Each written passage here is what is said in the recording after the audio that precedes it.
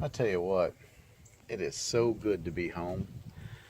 I miss this place when I'm away from it, and I just love it. It's so peaceful to me. But that being said, I miss camping already.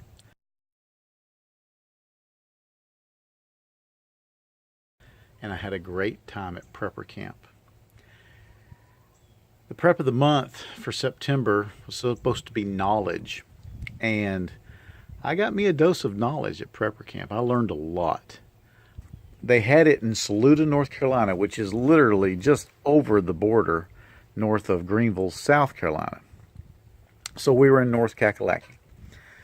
And they had it at the Orchard Lake Campground, which was just a beautiful place, middle of nowhere. Not in the mountains. There were mountains to me, but I guess you'd say the foothills. And if you're interested, whether you go to Preppercamp or not, in a place to camp, they're only open in the summer. They close in the winter because I think it just gets too icy there. But it's a really pretty place. And we camped there at the campground, and they had the classes outside under tents.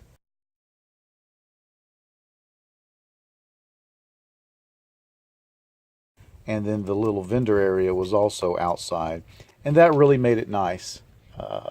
We had beautiful weather.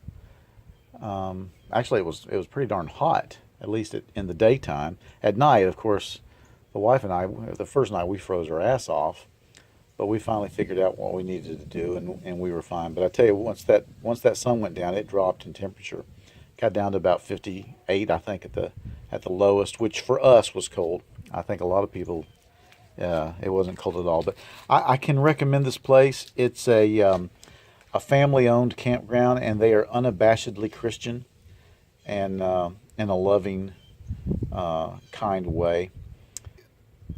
The Preppercamp itself is run by that Rick Austin guy. I'll put a link to his website and his wife, and I'll say this for them: they cut it off at 1,000 people. So if you want to go to Preppercamp, you have to get in early once they start the ticket sales, because they cut it off, and I'm glad they do. Could they get more people in there? Yeah, they could, but I think 1,000 is a good number. I think you could go to 1,500 and be all right. I wouldn't go any higher than that, but I really respect that they do that. And they bring in these classes, and what they do is it's a 3-day event. And we were done by the morning of the third day with what we wanted to go to. But you went to these classes, and they have them staggered. These are pictures of the schedule for Friday and Saturday and Sunday. They have the classes staggered so that you pretty much can make every single class if you want to. Over the 3 days, if you schedule it right, you shouldn't have any problem making every class. And the place is small enough that you can get from class to class. There's no problem there. If you have a handicap, it is kind of a hilly terrain, and you may want to look into that. But other than that, I thought it was very well done. I like that it was outside and not inside some sort of auditorium or anything like that. As I said, the classes were well organized outside, and the instructors were pretty good. Of course, some people are better instructors than others, but they were all good enough. It would have been nice to space them out a little bit. Sometimes the blacksmithing kind of made some noise, and it was hard to hear the radio comm guy, and sometimes the radio comm guy drowned out Skinny Medic, but it worked out pretty good all in all. I didn't go to every class that was there. I went to the ones that interested me. And my wife, she went to the ones that interested her. She went to canning and butchering and beekeeping and classes like that. She went to map and compass, which I'm really glad she did, because she has no experience with that, and actually thought it was a really good class. I went to butchering, beekeeping, retreat energy, and water. I went to medical classes. I went to blacksmithing class. I went to a comm class. I went to a Dutch oven cooking class, canning class, rabbits. I went to quite a few classes. I've never been much of a fanboy, but there were some people there I kind of wanted to meet and talk to, and they weren't as friendly as I'd wished they had been, and that really didn't go the way I thought it would. As a matter of fact, there was a couple people I had planned to ask to let me interview for my channel, kind of like I did Armed Rogue. I was really looking forward to that, and maybe I should have tried to set that up before I went. But I never did that because I just didn't feel a welcome.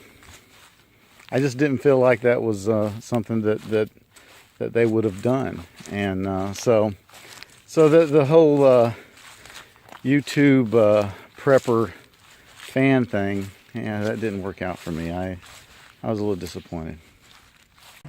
I gotta say, the people that went to Preppercamp, and it seemed like many of them had already been at least 1 year prior, they were incredibly friendly. Just from the very beginning, people were stopping to talk at our campsite. Our tent was a big hit. Our Magellan tent, which you can go back and see the videos of that tent and how I set it up. It was a huge hit. I must have stopped and talked to at least 10 people, if not more, who wanted to know about my tent. But people were incredibly friendly. I mean, from the very first day, we're still setting up, and some little old guy shows up and gives us some, prepper pins. Just people friendly as could be. So all in all, I thought it was really a good experience. Will I go back next year? I don't know. It would depend on how different it is. Probably it's something I would go to every couple years or every 3 years. But I do recommend it for anybody that hasn't been. What I'll be doing for the rest of the month is reviewing the classes and telling you what I learned. And I did learn. And when I say review, I don't mean like a scathing, this lady here didn't give me my money's worth, or this guy here didn't do that. No, not at all. If I had some of that, that would be my business. And I'm not out to do anything like that.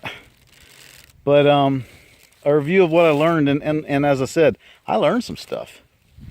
I was very pleasantly surprised that I learned some stuff in some areas that I thought I already knew it. And I like that. I like that a lot.